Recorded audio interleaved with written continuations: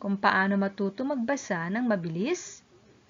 Ang approach na ito ay base lamang sa sistemang ginagamit ko sa pagtuturo sa mga estudyante. Kaya natuto silang magbasa ng mabilis. Nawa, ito'y makatulong din sa inyo. Ang unang paraan ay simple lang. Una, alamin ang tunog ng bawat titik. Kinakailangan malaman at matukoy ng bata ang tunog ng bawat titik. At kapag nakuha na niya ang tamang tunog nito, ay madali na niyang mababasa ang dalawa o higit pang titik ng salita. Halimbawa, titik M, tunog Titik A, tunog A. Titik S, tunog S.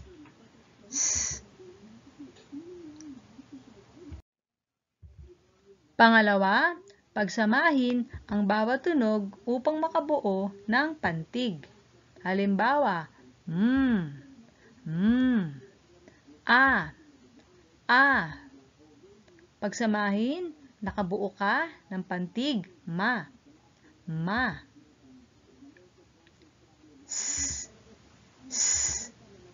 A. Pagsamahin, nakabuo ng pantig sa.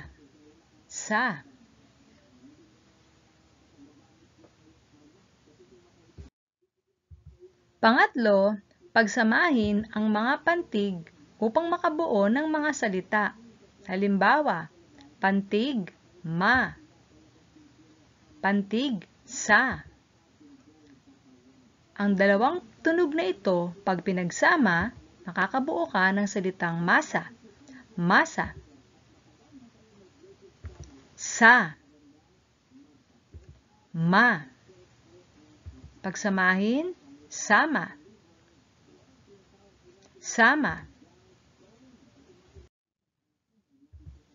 Ikaapat, gawin ito sa iba pang mga titik at araw-araw magsanay magbasa. Ikalima, sundan ang mga araling aking inihanda na magsilbing gabay upang matutunan ng mga mag-aaral ang pagbabasa ng mabilis.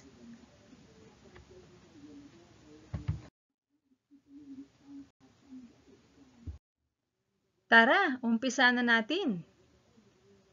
Titik M, tunog Titik A, tunog A. Titik S, tunog S. Ayon sa pag-aaral, ang mga titik na ito ang unang tinuturo sa mga bata dahil mas madali itong tandaan. A.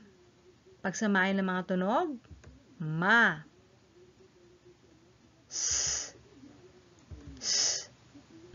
A. Pagsamahin, sa. Ma.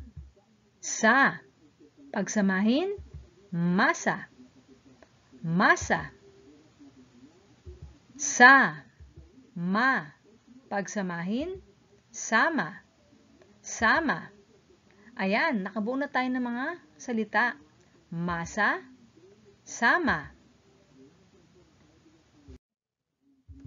Ma, mama.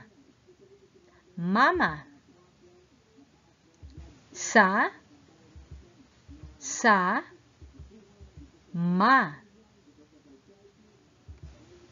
ma.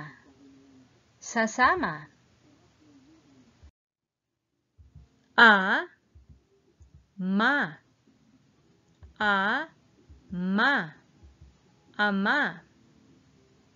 Ama. A, sa. Asa.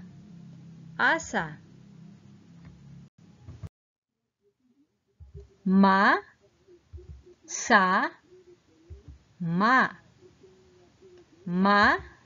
Sa, ma. Pagsamahin ang mga tunog, masama.